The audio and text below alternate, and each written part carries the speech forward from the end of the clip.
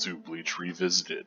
I am Karkur Gold, your host of this series in which we will be reading every single individual chapter of the Bleach manga, and then providing critical analysis of the art and the narrative, as well as my own personal response to these chapters, and discussion of how they connect to the series writ large.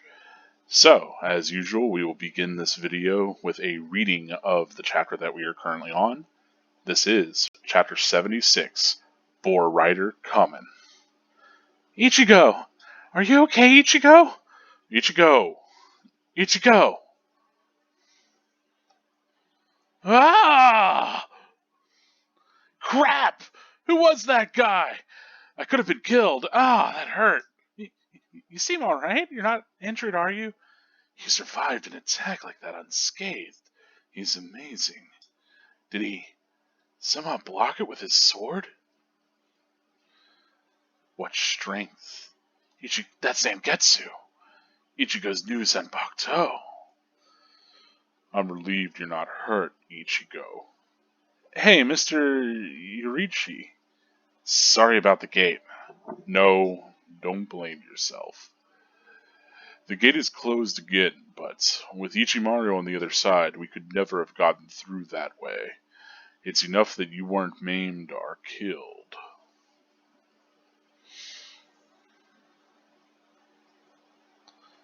People? Who are they? Were they hiding before? Why? Of course. Kanpaku that have illegally entered the Soul Society without a Soul Reaper escort are called Ryoka. They're considered the principal cause of problems in the Soul Society. It's little wonder they're leery of strangers. Are they enemies? I'm not sure. But they've shown themselves, so perhaps they're friendly. Excuse me! Let me through! Please let me through! Hey! Chad! How you been? It's me! Yuichi, the parakeet! Yuichi? Bleach, Chapter 76, Boar Rider Common.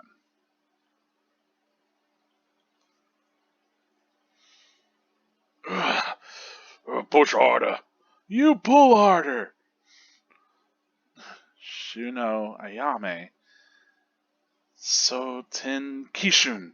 I reject. Soul Reapers are just a bunch of strutting bullies. But Jidambo's from Rukon guy. He's always been kind to us. And you stood up to Gen Ichimaru for Jidambo's sake. That makes you okay by us. I see. Well, you seem to like it here. That's good. Yeah, and my family are all nice people. Family? Hey, Yuichi.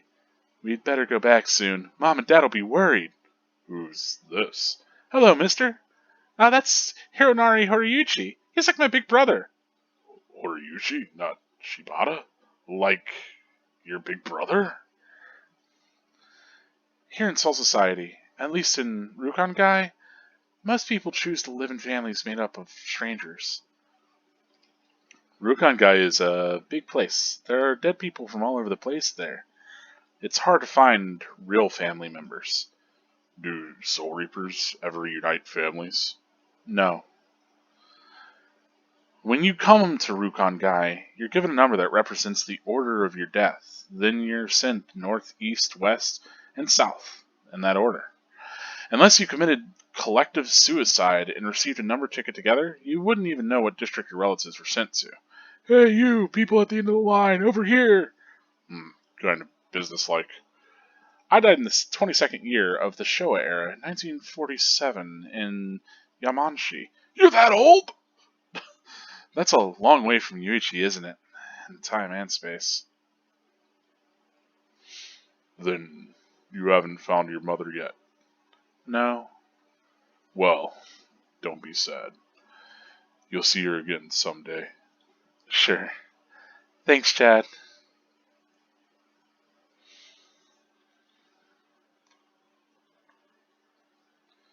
You guys okay?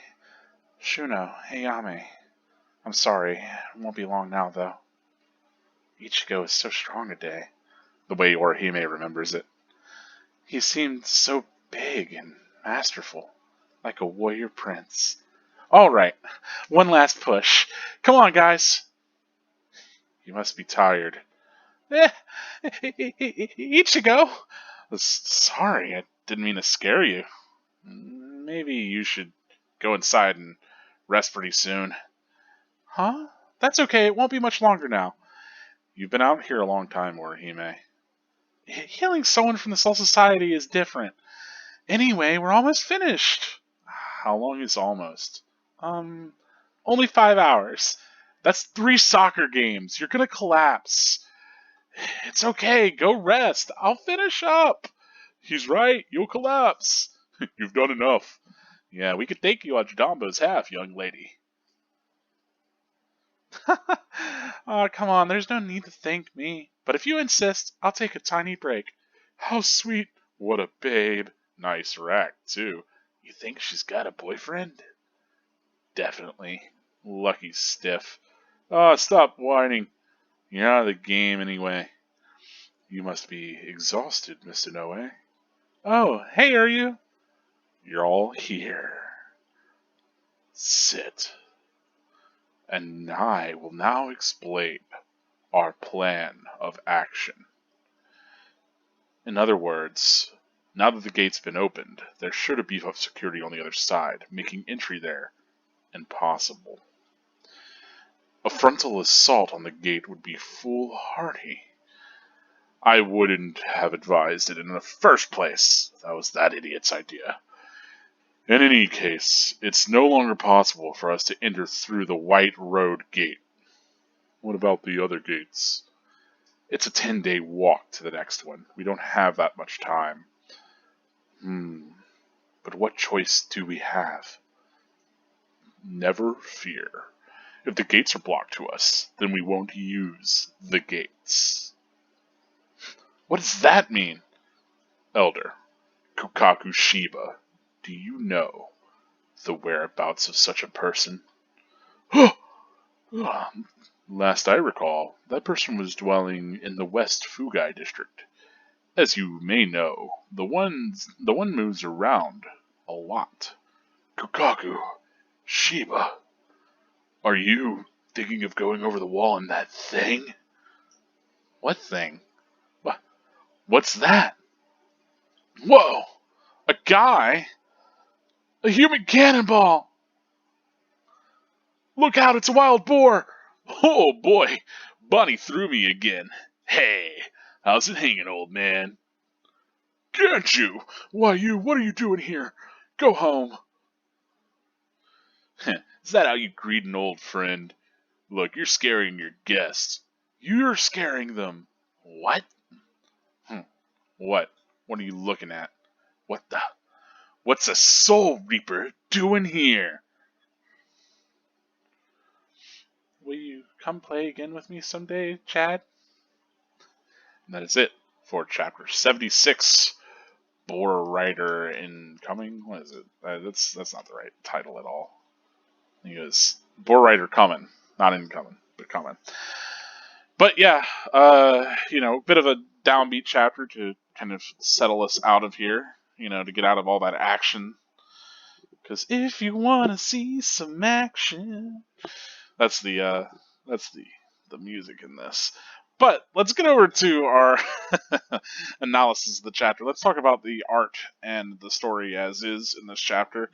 I love that this opens on this really wide panel that shows both Ichigo and Jidambo knocked over, and we really get to see the severity of Jidambo's wound here. I think that's one of the things that's really worth reading the manga over the anime, because in the anime, they couldn't show as much graphic violence, which, I mean, like, on the surface level, it's like, oh, cool, it's more violent, whatever. But I think there's an intentionality to the depiction of the violence, too, that you miss in the anime. So you don't get moments like this in the manga where during, basically the last chapter ended with Ichigo being stabbed by the captain Genichimaru's Shikai, right? So we don't know at this point, how well Ichigo's doing, if he was actually able to block it with his Zangetsu, or if it even pierced through, and so seeing Ichigo immediately in this panel, alongside Jidambo, and it's unclear if the blood that's splattered outside around Ichigo is his blood or Jidambo's, is like really well done to give us that sense of urgency coming into this chapter that the anime I don't think had at all. So, another moment that I think, again, like the violence here, it's not just justified as, gore or whatever for the sake of it, but also it serves this purpose of actually having, a narrative kind of ambiguity there. So, kind of interesting stuff. I do like that we also get this. We have the Ichigo kind of centered here, and then we pull in a lot closer to that panel of him, and we get him clutching his sword. I think that's really great stuff. But yeah, I think all in all, pretty solid place to come after the last chapter. I love the shut gate, and you can still see the big slice that Gin made through it. Right, I believe that's Gin. Maybe that would have been Jidambo. I don't remember what was the. This is just. I mean, this is months ago now when I last read this, so I should have probably gone back and refreshed. But that big slice is still in the gate, which I do appreciate that bit of continuity. Of course, gag moment as Ichigo gets up and we realize the damage isn't that big, also on a page turn. So it's yet another kind of one of those setting up these expectations, and you'll see Kubo do this a lot, and this is, I mean, that's comedy in general, is setting up an expectation and having an incongruous result, right? So it's cool here that, we do have this, we're not sure how severe it was. We did just have a really kind of way more higher stakes interaction than we thought we did, or thought we would even, and then that gets kind of undercut by this comedy, which lets us lead into this easier, kind of more breezy chapter. So I like that, there's also this disparity between where Ishida is even considering this, right? That he survived an attack like that unscathed, and I think the difference between how flippant Ichigo is to how seriously everyone else is taking it speaks towards like the growth in Ichigo's power even here. I like that we get this very long panel. It's basically 3/4 of the page of Zangetsu. I just like getting good looks at his new Zanpakuto. It's pretty cool. And of course, lots of Yoriichi, Mr. Yoriichi the cat, kind of telling people how it is. I love that throughout this chapter we get kind of that reiteration that Yoriichi didn't really think assaulting the gate head on was a good plan. I mean, clearly they wanted to enter through the gates, but Yoriichi probably had a better plan than just charging it straight up, which was Ichigo's. But, it is how it is. Ichigo at this point is still a very straightforward kind of protagonist.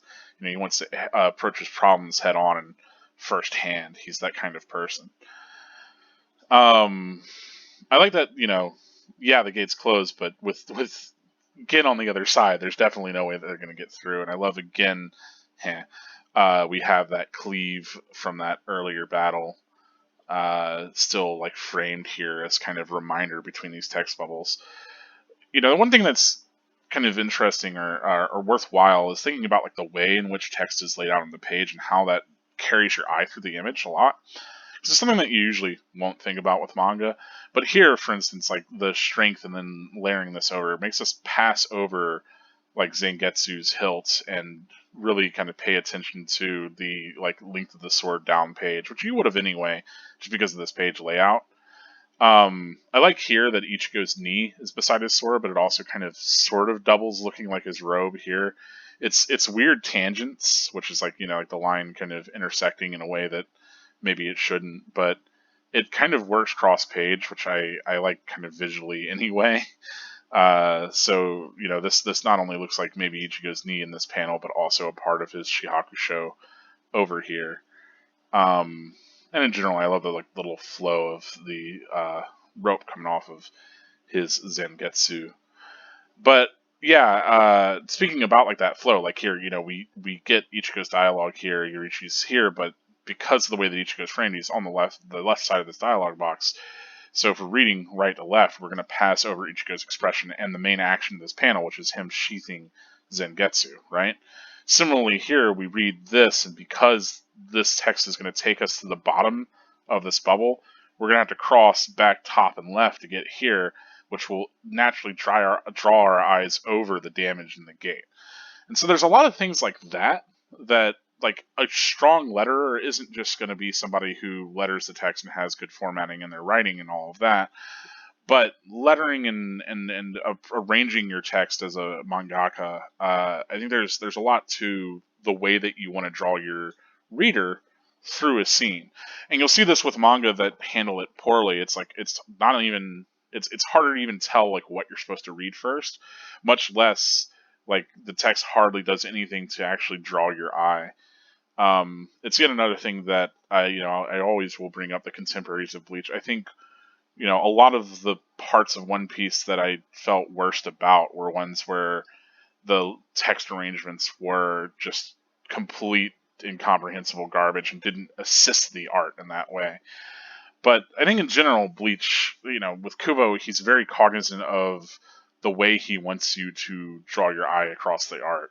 And we've covered a good bit of that in the past. And so, yeah, that's one thing that you should kind of keep an eye out throughout all of our reread of Bleach here is just how is the text directing us to look at the art, because naturally your eye is going to scan from text box to text box from bottom to top in a right to left fashion going down the page. So that's another way that you can kind of direct the eye to moments or characters. I love that we go also. This is something that's understated, and I could spend forever talking about the art and the paneling in this, but not only do we get a page flip into, like, there's these figures that are approaching, but I love how tight and small in on the page this is. This is, like, less than a fourth of the page. It's like a sixth of the page. Like, this very tight draw in. Like, again, you see the whole page. You flip to the next page, and you get this, about third page shot of all these people. So, like, that's that scoping effect, as if you had a camera kind of scoping out really dramatically. That's only achieved because it tightens in so much on that previous panel, and then you pull to the next page, and here you have this wide shot of this scene. And yeah, I love that. Like, it really gives a sense of like, oh wow, there's actually a lot of people like just around here paying attention. Whereas earlier, they were all hiding. It didn't seem like there was anybody here. It felt deserted. Keep in mind that the Kanpaku are, these actual spirits, right? That's where Kon's name comes from, the Konpaku. So I guess they say Kon, but it's Konpaku, right? Konpaku. Japanese has consistent, vowel sounds. I'm just not any good with them, which is why I'm going to butcher Byakuya's name every time. Byakuya, whatever you want to say. I'm not going to ever get it right? But that's because Japanese isn't my native language, and as much as I enjoy Bleach, I am not professing myself to be a master of any of this pronunciation. So if I ever have a pronunciation that throws you, feel free to let me know. I'll try to get better about it, but it is what it is, what it is. But anyway, speaking about those Kanbaku, I like this idea that there are Kanbaku that illegally enter the Soul Society without a Soul Reaper to escort them. And so that marks our protagonist as Ryoka, which is kind of interesting. That's a new term that we haven't gotten yet. So the Ryoka will actually continue to refer to our characters. And in fact, this first part of the Soul Society arc is typically referred to as the Ryoka invasion.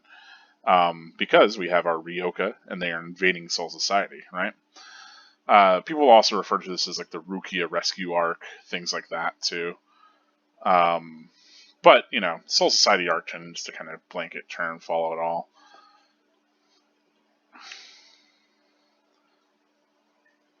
I do like, of course, Yuichi shows up. That is, I think, a really kind of cute moment of connection. If you remember, Yuichi is the parakeet that Chad took care of during the fight with Shrieker. The whole thing was that Yuichi was being kind of manipulated by that hollow to try to find, to draw people in because the hollow was saying that he would be able to reunite Yuichi with his mom, so on and so forth, because the hollow killed his mom as well whenever he was human. So, Yuichi is now in Soul Society, and it actually seems to be doing pretty well for him as he's got a family and all of that. And of course, we get this kind of more bubbly text to show, these text boxes are being used to kind of show off how excited he is and also take the tension down from what we've had before. Same thing with the way that a lot of these characters are posed. They seem to just be taking it easy. I do like that, of course, we do get to see like Yuichi then followed by the actual image of the parakeet, which Yuichi wasn't. He was just a human soul trapped in a parakeet, or I say trapped. He was like living in like aside the parakeet soul in the parakeet to kind of possess it. So not quite that he was the parakeet, which is easy to kind of forget because it's easy to conflate the two. I just kind of like the way that Ichigo's looking here. Another cute chapter cover. I like the idea of Kon just having to deal with being played with in all these shenanigans ways. But, in general, kind of neat shit. I like the 76, so we get that on her jacket as well, which is cute, and this huge kind of gate guardian sort of character. That's the way that I kind of read this. Anyway, Yuzu and Karen, adorable. I like that they're reattaching Jidambo's arm. I love that they have all the ropes for it and everything. Again, I don't think that we got this in the anime because his arm just got cut. It didn't get severed off. But I really love the physicality of having to have these like 5 men to reattach the arm, and then she's going to use Soden Kishun to reject the event of his arm being cut off. But as she says, it's a bit different because it is, that bigger kind of. I think not just that it's bigger, but I also think there's something to the fact that it's like a Shinigami, and also that this wound was maybe created by a more powerful opponent, so it's maybe a little bit harder to reject, or it takes more time. So that's a kind of neat thing about Orihime's powers is they're very nebulously defined, but we get moments like this. And I was talking to somebody about this before, not this specifically, but more generally. A very common complaint people have is Kubotai's not good at world building. Kubotai's not good at establishing things, and I don't think that's true. I think that unlike a lot of manga that really focus on a ton of exposition, are telling stories that are more about the world, Kubo tends to keep his story very focused on Ichigo's narrative and the kind of important story around Ichigo. But then when it comes to like those world building moments or establishing kind of the limits and how the powers function, we get that more from what's shown to us than somebody sitting there and explaining every single little bit of it. I mean, we did get some exposition and some explanation the second that she awoke to her powers, but we don't have to worry about, having that constantly broken down to us all the time. And I like that. I like that the focus can be instead on the action and on moving the story forward rather than having to have these long drawn out kind of expository moments. There are certainly some without Bleach. I don't think it's free of that by any means. But I prefer things to be shown rather than told. I don't think that's a hard and fast, this is the way that a story should be presented. People always say show, don't tell, but I don't know that that's always great advice because telling can be a lot of fun too. It's just, again, with this manga and the kind of things that Bleach is trying to do, this works for the format that Kubo is going for. So I appreciate it. It also kind of gives us the sense that Orihime's powers are maybe not as overpowered as we might think from her earlier display, that it could take several hours for her to heal something like an arm being cut off. Especially on a Shinigami. Whereas on like a human, there's assumably less Ryatsu and less of a spiritual kind of body, a Kanpaku to like restore. So taking, someone like Tatsuki back from near death is a lot different from reattaching Jidambo's arm. I do like that Ichigo's just kind of hanging out with like this random stranger. And I love this personification, of course, of the Soul Reapers as strutting bullies. There's these like really proud sort of enforcers of an unjust law. And we get a little bit more of Jidambo being like an actual affable character and nice to these people. And so because of that, they all recognize in Ichigo like that connection. And yet again, I think that's another important thing with Ichigo is that even if you could see it in his expression here, even without realizing it, him just being the way he naturally is forges these connections with other people, and they see the good that's in him, and it, like, you know, it makes them admire him in a way, but it feels earned, you know. Uh, so I like that we get that there. Of course, it's pretty adorable to immediately have Chad with the Yuichi on his shoulders like that. It's good visuals. I like this perspective of talking to the other kid, to Hiro Nari, and being like down and up.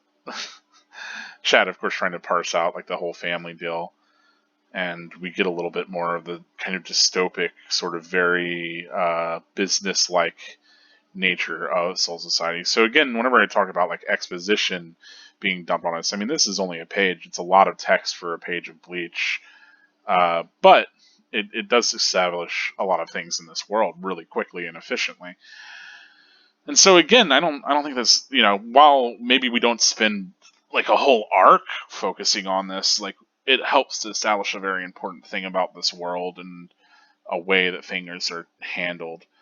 And so while it's conservatively given to us and it might not be something that we focus on for a while, it's something that informs the place that a lot of these characters are coming from as we start to know a lot more of the kind of Soul Reaper characters and even characters that grew up in Rukon Guy.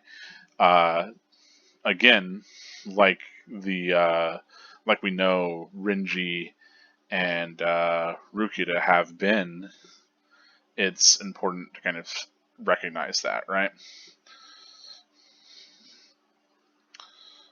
And I like this moment of like, you know, you'll see her someday, and Chad just being generally brotherly and friendly.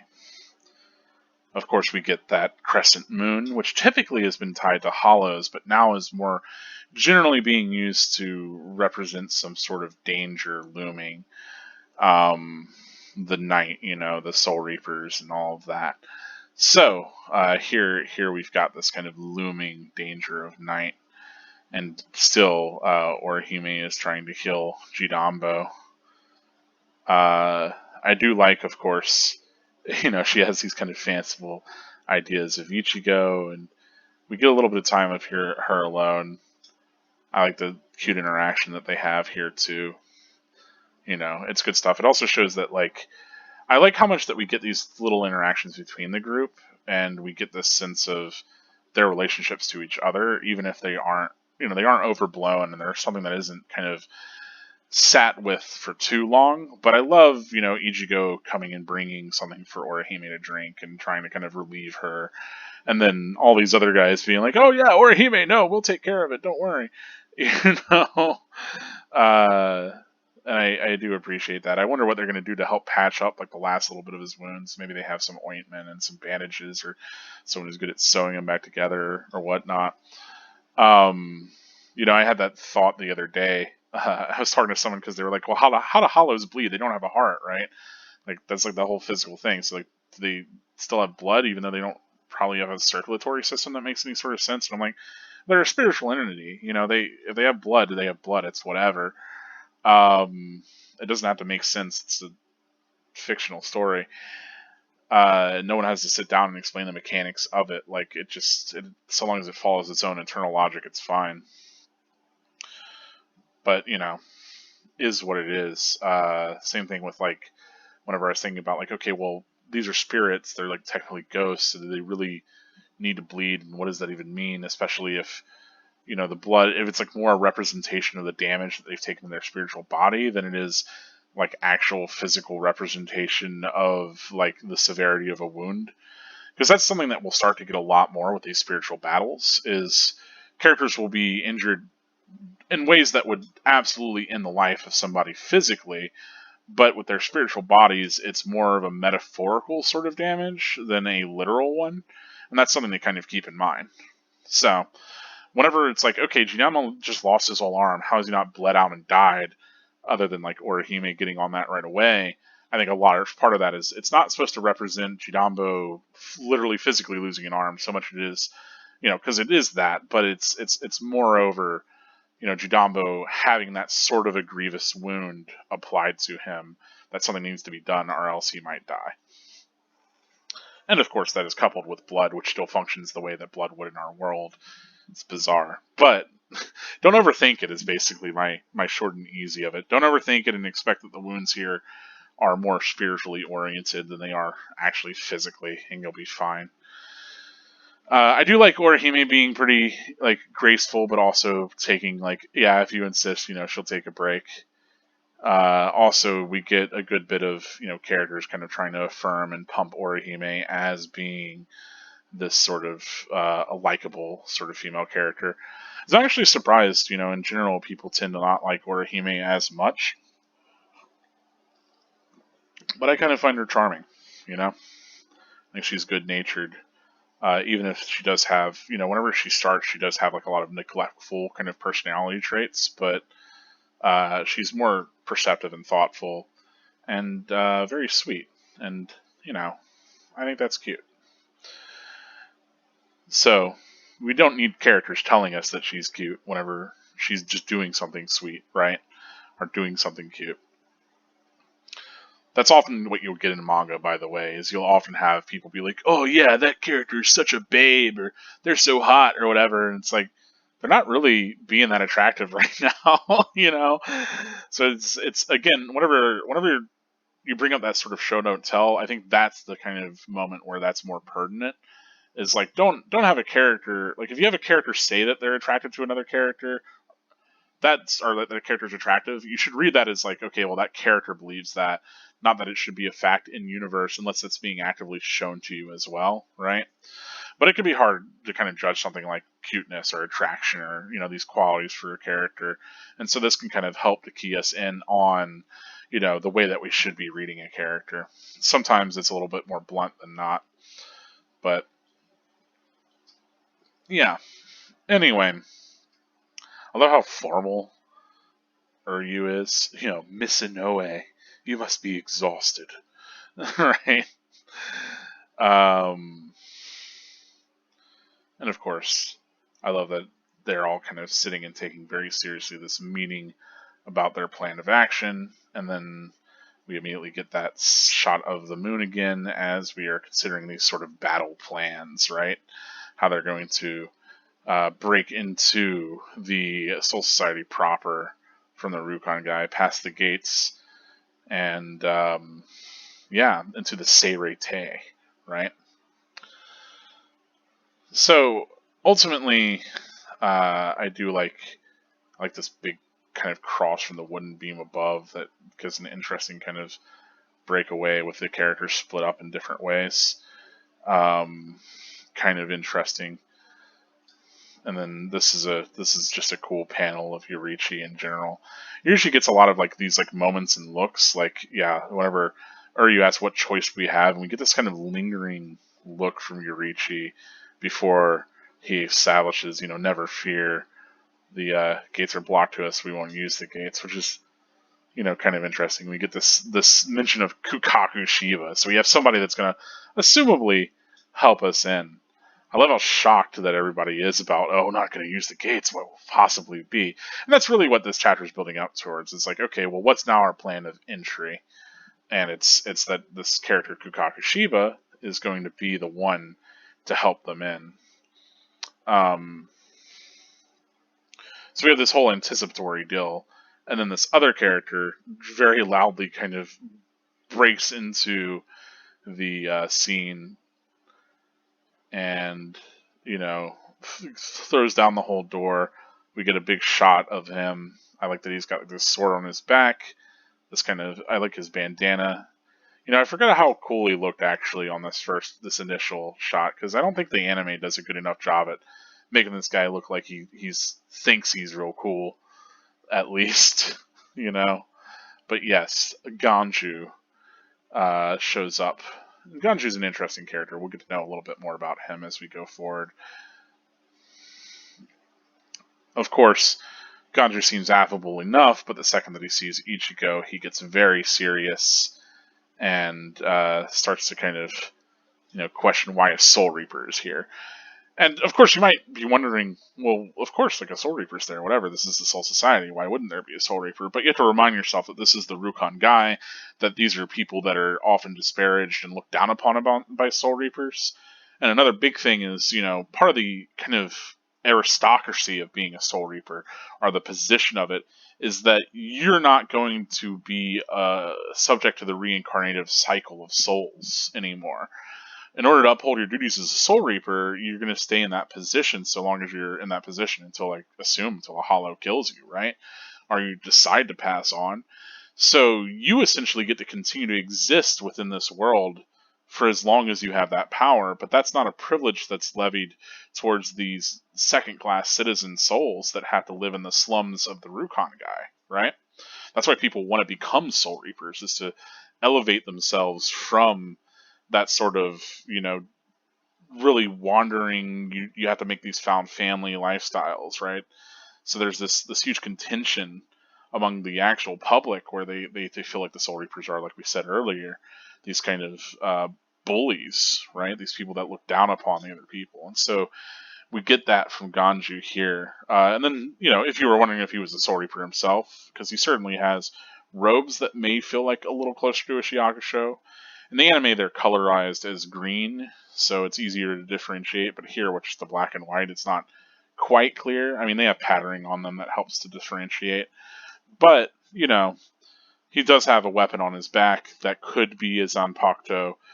But him having this, really disdainful kind of, what's a Soul Reaper doing here kind of moment, really, really kind of gives us a sense. He's not a Soul Reaper, nor does he seem to have any love for them at all. And so already we're introduced to two pretty new important characters here. Technically, we get to know Yuichi and his brother, and a few other kind of minor sort of characters that aren't going to play as big a role. But Ganju certainly seems pretty important given the amount of screen time and real estate that, I say screen time, but manga panel real estate that he has, and the significance he has in the chapter, as well as this mysterious Kukaku Shiba, who they're going to go and find that's going to help them into the Seirete. So exactly how Ganju figures into all of that, we're going to find out. Is he just a local punk? What's his deal? And so we're left with a lot of questions on the end of this, and we're left with this kind of point of conflict, which is, again, whenever you're telling a story, that's what you want to do. You want to get your characters in conflict. You want to have your characters with motivations that are, in contention with one another. Not necessarily that one person's right and one person's wrong, just that they have, strong motivations that have to be at odds with one another so that you can be in conflict, because that's typically where your story is going to live, right? And so Kubo is pretty smart to give us a downbeat here, to have this chapter relax into some characters bonding, a little bit of world building, a sweet moment with Chad reconnecting with Yuichi. There's a lot of comfort found here, which I really do appreciate. But then we move on towards this building of conflict again. That, okay, well, we have this new plan. We have to go find Kukaku Shiba. Kukaku Shiba, you're looking for them? What are you going to do to get in? And then Ganju arrives, and he's already kind of throwing looks at Ichigo, right? And we know Ichigo's not a typical Soul Reaper, and we know, all that informs why someone might not like a typical Soul Reaper. And so it's kind of interesting that now we have, Ichigo needs to prove that he isn't like all the other Soul Reapers, right? That he has noble intentions, and that even though he's technically a member of this larger group, he isn't a member of the Seirete or the Gotei, or this larger organization of Soul Reapers. He's still an individual agent, and I think that speaks towards also something that's kind of going on with Ichigo's character thematically, and that he's a part of this larger society, and he certainly reaps the benefits and the powers of being a member of that larger soul society, but that larger kind of society, right? Just like you might get a job and you might have certain power afforded to you by the amount of money you make, the position that you hold, etc. But how much you identify as an actual part of that workforce, how much that company's ethos is really your own, will vary, right? And so, you see this with certain positions all the time, where people will think less about, let's say, lawyers, are truck drivers, you know, and it's not letting that sort of position or that culture define you, still having your individuality despite that. And so once again, Ichigo continues to be a compelling protagonist because these are these moments that insist upon Ichigo's individuality and the things that distinguish him from this larger collective. Um, so, they play naturally as these story beats, like, what's a Soul Reaper doing here? And, Ichigo having to prove that he isn't like these Soul Reapers. But, and like bumping heads with Ganju like this, and it feels natural within the world of the story, but depending, like, and again, why I don't think Bleach's world building is bad at all, because if you didn't have that world building, it wouldn't make sense to have this conflict in the first place. So, once again, if you're talking bad about Bleach's world building, what I find that most people say whenever they complain about Bleach's world building is, one, they're just parroting an opinion they read online and they don't actually have understanding of what narrative world building is, or two, they just feel like the manga doesn't have as much exposition as other manga that they read that spell everything out for them. And like for some people, that's fine. Like, just bring up Hunter x Hunter. Hunter x Hunter really explains its world in a lot of detail, and its power systems and things like that. But for me, I'm not like, I don't, like, cool, like, you thought of a system or you thought of a neat aspect, but I'd rather see that in action. And that's what I like about Bleach, is that we're seeing that in action right now. Like, we only had to spend less than a page to establish, the ways in which Soul Reaper, like, well, even in this chapter, the way Soul Reapers look down upon other people. But we saw that with Byakuya. Oh boy, I'm gonna think about it so much. But we saw that with the way that the Soul Reapers were treating Rukia and Ichigo whenever they initially arrived, to pick Rukia up, and then we've seen that with the way that Gin treated Jidambo, and now we're seeing that once more, reiterating the way that Ganju is treating Ichigo.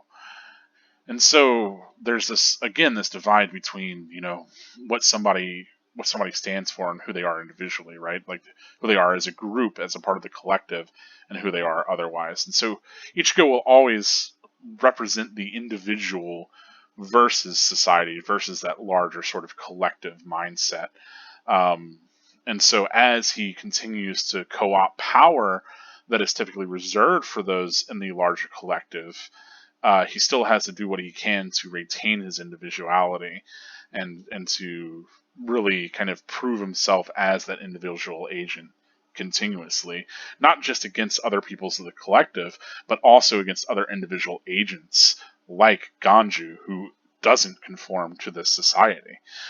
So it's really interesting stuff, and like I said, I think it speaks towards the capabilities of Kubo's world building, and part of why I really like Bleach. It's one of the things, on this reread I've really been considering a lot is, okay, what are the strengths and weaknesses of this manga? I really want, I've got a postgraduate education in fiction, right?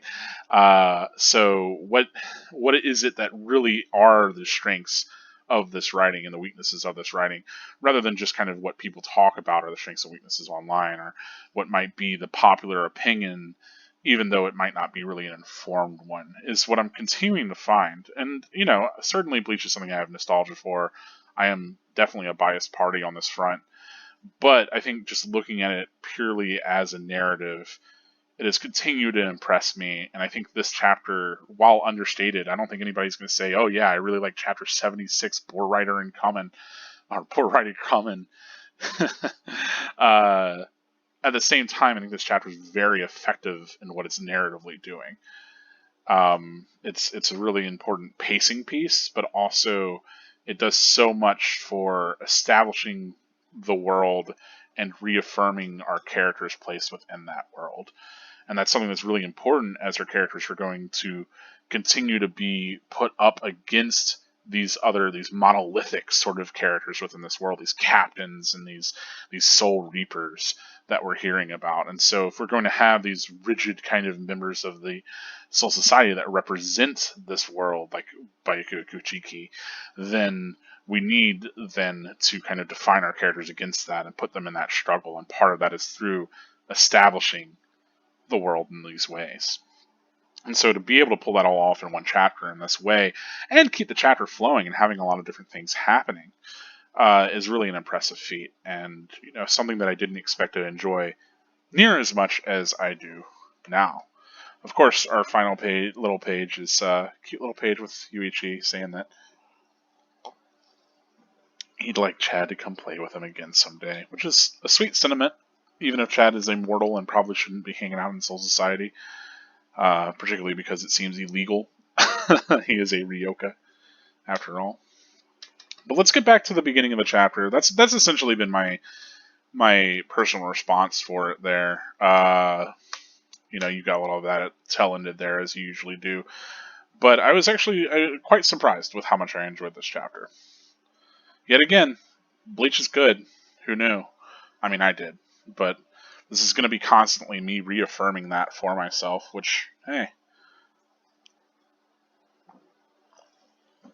Sorry, drink some water here before I go on. So, let's talk about how this connects to the rest of the manga. Let's talk about some spoilers and get into all of that. So I like that, we jump back in and immediately Ichigo is less injured than we think. Of course, Ichigo, that will always continue to sort of be the case with Ichigo. I love that there's this initial sort of, I could have been killed, interaction with Gin. And that very much is the later interaction that Ichigo would have with Gin before Gin is killed, right? So this whole like Gin showing up and showing off like a new release of his sword, so his Shikai and then later his Bankai, it's really cool that Ichigo is in a situation in both instances in which Gin is not intending to kill Ichigo. Gin, I don't think, is attacking Ichigo with killing intent. I think that he's just trying to kind of, in both situations, it's not. I don't read either one of those fights as Gin really truly attempting to kill Ichigo, but instead Gin kind of putting up a front and putting on a show so that he can get closer to Aizen, so that he can kill Aizen. And so both times we have Ichigo come out of those battles relatively unscathed, as far as I remember from the Karakura invasion. Of course, Uryu is surprised that Ichigo's using his blood vine. No, he's just unscathed. He uses that later in the fight with Kenpachi, but we'll get there when we get there. I do like the mention of this being his new Zanpakuto, which is a really clever kind of moment, because the previous one, as we know, was mostly Ichigo actually borrowing Rukia's powers, right? And so the previous sword would have technically been Rukia's Zanpakuto, not Ichigo's. So I like the mention of it being his new Zanpakuto, because it truly is, a different one. Even if it is largely manifesting his Quincy powers and not his Soul Reaper powers, still, it's all good. Bit of an understatement. I'm relieved you're not hurt, Ichigo. Kind of wild, given that you came up against a captain. We get this whole mention of Kanpaku illegally entering Soul Society, and it's I wonder how common that really is, right? Because they clearly have to call them Ryoka, so there must be something that's happening, where there are this kind of illegal entry of Kanpaku. But I wonder how, it can't be incredibly common, right? Because I don't think we really see any instances of it in the series after this at all. So it's interesting that this is established, but, not something that we spend a lot of time with. Yeah, considered the principal cause of problems in Soul Society. So, clearly it's an issue, but, yeah, it's bizarre. And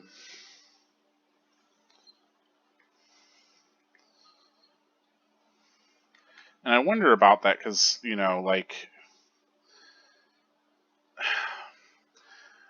I wonder if this is more of a translation issue than it actually is what I'm thinking of. Because the way I'm considering it is the Kanpaku, our four protagonists entering Soul Society without a Soul Reaper escort, right? rather than, all these spirits that are here that have been sent to Soul Society through Kanso, like Yuichi and the others. Um, so they've entered Soul Society that way, but maybe what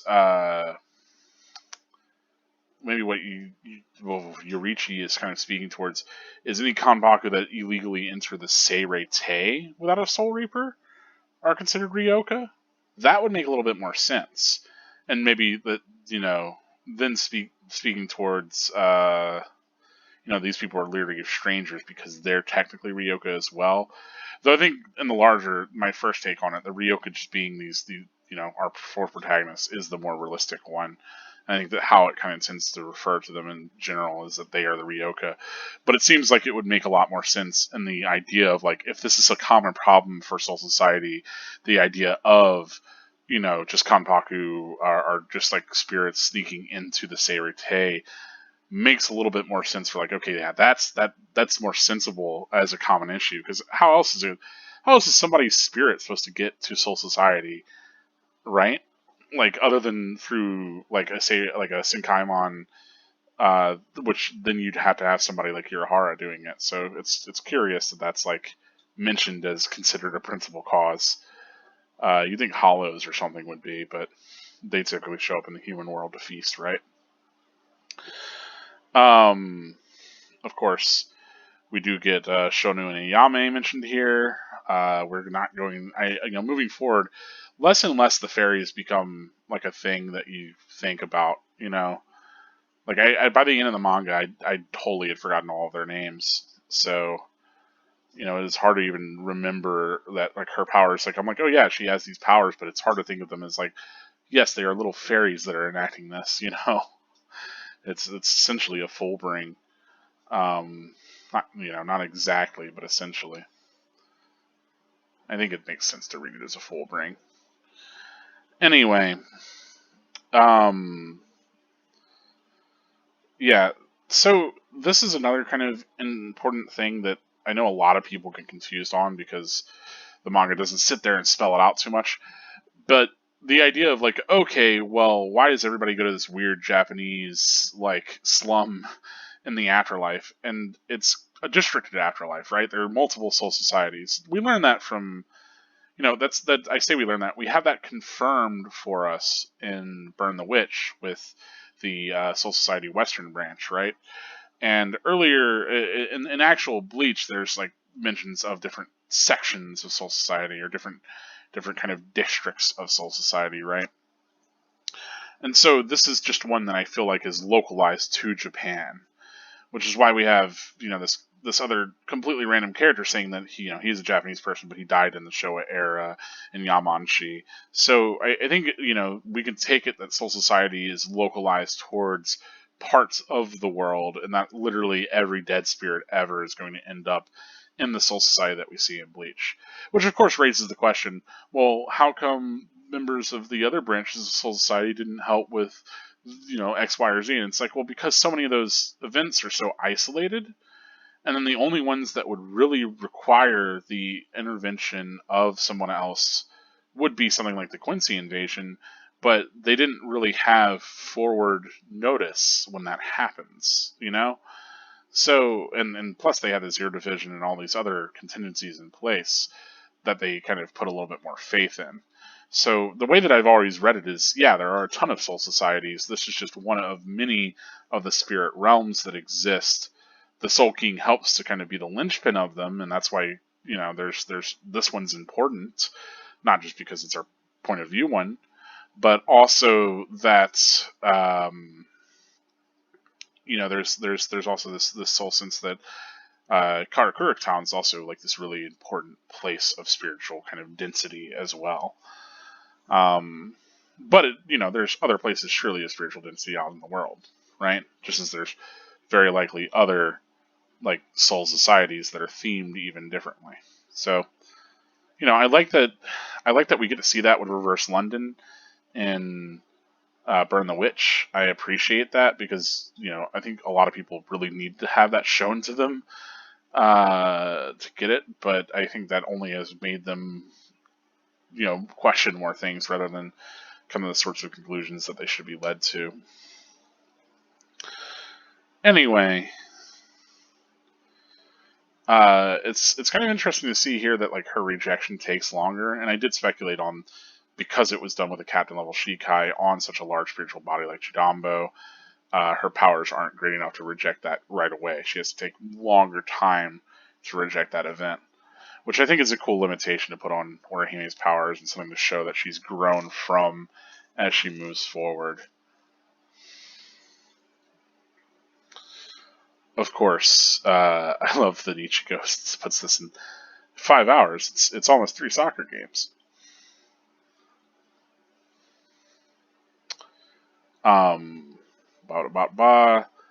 There is some other things that I wanted to mention. Oh yeah, well here there's just kind of some visual things going on, right? So I mentioned this, the cross of the beam splitting the party, and you'll see here that Uryu and Orihime are sitting together. Ichigo is split off onto his own quadrant, and Chad is kind of off to the side too. That almost gets like completely blocked out, and like just this panel, in a way, shows how our party is going to be blocked off, right? Where Ichigo is going to be separated from the rest. Uryu and Orihime are going to end up on a team, and then Chad's going to kind of end up off-screened. Sadly enough, we're only going to get to see a little bit of Chad, eh? But yeah, I think it's interesting that the second that Kukaku Shiba is getting brought up, along with this plan to shoot them into the Seirute, we get this panel that visually kind of speaks towards the way that our team is going to be split up as well. Of course, first mention really of Kukaku Shiba, and we get Ganju getting thrown into the room. I honestly did forget Ganju being this cool. And I also think I forgot to read this panel. The look out, it's a wild boar. Oh, buddy threw me again. Like nonsense. Totally, I think, forgot reading that. I had to go check my reading to make sure that was in there. Because I know I probably just jumped to this panel of him. But maybe I did and I just forgot. Of course, one of the things that I really like is that Ganju, in a lot of ways, looks a lot like Isshin. Them both being Shiba men with a kind of thicker build. I like that Ganju, especially like a younger Isshin, they resemble each other in a way that is really striking once you have both of them to look at. So it's kind of cool that there's that aspect. But also I love that, of course, Kukaku's being mentioned, the Shibas are being brought up, and then we don't get confirmation of Ganju as a Shiba here even yet. But there he is, right? I also love that he's got these kind of large flower designs, and he's, of course, into fireworks, which have flower-like explosions. It's cute stuff. I appreciate elements of his design, of course. Yeah, that's about it that I had to say for this chapter. I mean, other ways that it connects, I was trying to think of. I was bringing this up before, where I was talking about Ichigo's individuality and him kind of clinging to that individuality of his and defining himself as both a member of the group and apart from the group while trying to maintain his identity and his individuality. And, I think that's something that's going to become more pertinent in this arc, especially as he starts to struggle with his inner hollow, right? It's like, Ichigo's actual identity and his control over his own self becomes really a big thing, but that's so much of a bigger thing in the Urankar arc whenever you have even more focus on that, where Ichigo's got this, like, in pursuing this power that he co-opts from this group. It's the Urankar, it's essentially a group where having more power can mean having less of a self. And we see that whenever, like, literally Ichigo becomes a hollow, right? So that those ideas, those trappings of the self and the identity of a self versus the identity of a collective or a group or just a mindless member of a group, even that just represents that group's use of power. I think that's something that we see not just a bit in this arc, right? Like how Ichigo is going to wield his power and do so for what he feels is a just cause, but especially in the Arankar arc, even to a higher extent. And I think that's maybe one of the strengths of that arc that doesn't get spoken about too often. People tend to harp on how it shares a lot of similarities with this Soul Society arc, but I think it does that because it wants to bring us to different conclusions in different places, and just use that familiar lead in to kind of put us at ease before those differences start to happen. And so I think that the focus a lot of people tend to have is on the stuff that you're not really meant to be focusing on. But yes, love Bleach. It's a fantastic time. I hope that you've enjoyed this chapter. I hope that you've enjoyed, me getting back into it. It has been over 4 months since the last time that I did one of these recordings. So if you're listening to this sequentially, the voices might be a little bit different. I apologize for that. I'm still trying to find my registers once again. Still getting into the comfort zone of it. But I'll be doing this daily for, the weeks to come, as long as I can continue to do it. So look forward to more of Bleach Revisited, and as always, I very much appreciate you watching this episode.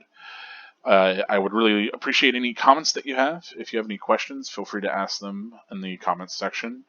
And you can support this by giving a like, share it with people that you think would be interested.